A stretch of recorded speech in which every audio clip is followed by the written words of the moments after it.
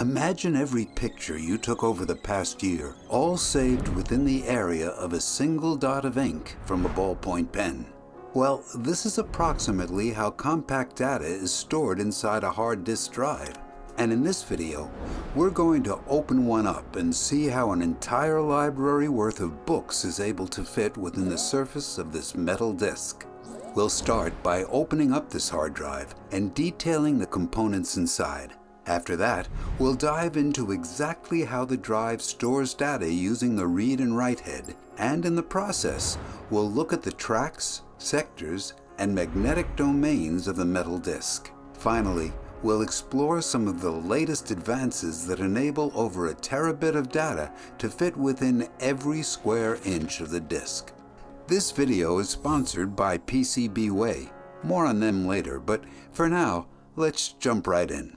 On the inside of this drive, we find a variety of components. Here's the disk, or platter, that stores all the data, and depending on the storage capacity of the drive, might be multiple platters tall. The disk is composed of an aluminum-magnesium alloy with multiple coatings of other alloys, but the magnetic functional layer is this 120 nanometer thin layer of a cobalt-chromium-tantalum alloy, which has small magnetic domains or regions whose direction can be manipulated via external magnetic fields. The platter is mounted on a spindle which spins at a speed of 7,200 RPM, using a brushless DC motor at its center. Next, there's a head stack assembly, with one arm above and one arm below each disk, and with a slider and a read-write head at the end of each arm. The slider is uniquely designed such that it catches the airflow generated by the ludicrously fast-spinning disk and uses the airflow to float or fly the read-write head so that it's only 15 nanometers or about 100 atoms away from the surface of the disk. For reference, here's the thickness of a sheet of aluminum foil. Because the arm assembly flies on top of the spinning disk, it's only brought over the surface when it's at full speed. And when the disk is not spinning, the arm assembly is parked to the side on a small piece of plastic. Back here, a voice coil motor composed of a coil of wire and two strong neodymium magnets above and below is used to move the entire arm stack assembly. When electric current is run through the coil, it creates an electromagnet, which is influenced by the neodymium magnets, thus generating a force that causes the arm to move across the disk. When a reverse current is sent through the voice coil, the arm is forced in the opposite direction, thereby enabling control of the exact position of the read-write head within 30 or so nanometers. Additionally, the magnets and voice coil make a rather strong motor that enable the lightweight arm stack assembly and read-write head to move back and forth to different tracks across the platter up to 20 times a second and to make small adjustments incredibly fast. In order to connect to the read-write head, a flexible ribbon of wires is routed along the side of the arm and down to this connector, which feeds signals to the outside of the hard drive enclosure and to the printed circuit board or PCB. On the PCB, we have the main processor, as well as a DRAM chip, which is used as a scratch pad for the processor and a buffer for the incoming and outgoing data. Additionally, mounted on the PCB is a chip for controlling the voice coil and brushless DC spindle motor. And then on the edge of the PCB is a SATA connector, which connects to the motherboard for communications, and a separate connector which goes to the power supply. Additional important components are the gasket that seals the disk from the exterior environment and two filters that catch any stray dust particles. These filters are necessary since the read-write heads are just 15 nanometers away from the platter, and a single dust particle can be up to 10,000 nanometers large and could cause major damage if it were to collide with the 7,200 RPM disk. Now that we've looked through many of these components, let's see how they work. To begin, the disk is divided into concentric circles of tracks. The latest hard drives can have more than 500,000 tracks on just one side. These tracks are then divided into sectors, and in each sector is a preamble or synchronization zone, which tells the read-write head the exact speed of the spinning disk and the length of each bit of data.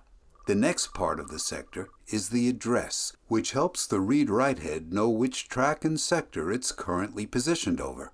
After that, we have the actual data that's stored, typically 4 kilobytes of data per sector.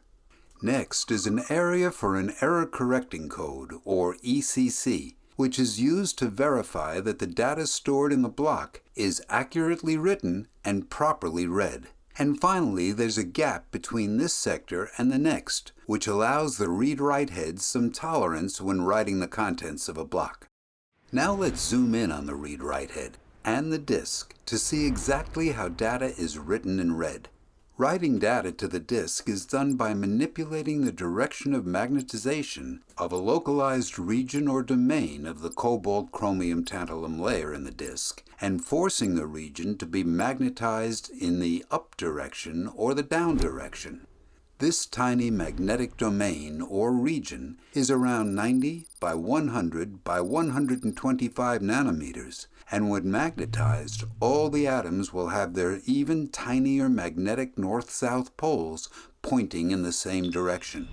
In order to magnetize a single domain, which is equivalent to writing a single bit of data, a current is applied to a coil of wire at the back of the write head, thus creating a strong magnetic field back here. The magnetic field is channeled through the write head and focused into a small point at the tip, and then jumps across the 15 nanometer air gap and into the disk. When the focused magnetic field passes into a single domain of cobalt chromium tantalum, all these atoms are forced to align their tiny atomic magnetic fields with the applied magnetic field from the write head, thus turning the small domain or region into a permanent magnet. The key is that even when the write head is moved away, the direction of the magnetic domains in this layer of the disk is maintained for years, and they emit a permanent magnetic field which can be repeatedly sensed by the read head every time you read out the data stored in this sector. That is, of course, until the computer and write head rewrite a new bit of data to the domain by either flipping the direction or keeping it the same. Let's explore how we read data from the disk. Thus far, we've been showing domains as pointing up as a binary 1 and pointing down as a 0. While this is conceptually simple, it isn't actually the case. Rather, the read head is designed to detect the changes in orientation for magnetic domains pointing in one direction, and then the adjacent domain pointing in the opposite direction. This is because emitted magnetic fields from adjacent regions that switch their orientations are much stronger than the emitted field from just a single domain pointing one direction or the other. Therefore, each change in magnetic domain pointing in one direction to the opposite direction is assigned a 1, and an absence of a transition from one domain to the next is assigned a 0. Therefore, the write head would record a binary sequence of 0011, 0010 like this, or a sequence of 1101, 1110 like this, where the 1s are changes and the 0s are lack of changes. So then, what's inside the read head that detects these magnetic fields? Well, inside is a multi-layer conductive material composed of alternating layers of ferromagnetic and non-magnetic materials. This multi-layer material has a property called giant magnetoresistance, or GMR. And put simply, it's a material that changes its resistivity depending on the strength of magnetic fields that pass through it.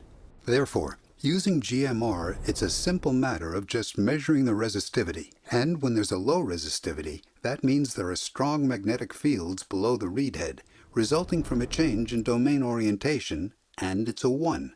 And when there's high resistivity and no change, it's a 0. However, this poses the problem of how a string of dozens of non-changing domains can result in an ambiguous number of zeros. To fix this, In each sector, the preamble is simply a set of alternating domains and is used to set the size of each domain. And then the error-correcting code at the back of the sector is used to ensure no data is lost. Next, we're going to explore some advancements in hard disk drive technology that improve the areal density, which is the number of bits that can fit within a given area. In this graph, you can see how areal density has increased by over 50 million times throughout the past 60 years. However, perhaps more important is that the cost to store trillions of bits of data has dropped by over 100 million times. Just imagine, if we were to time travel this hard drive back to the 1960s, it would be worth over $4 billion. And now, in 2022, it costs less than $40 and is far faster and more reliable than the disk drives from the 60s.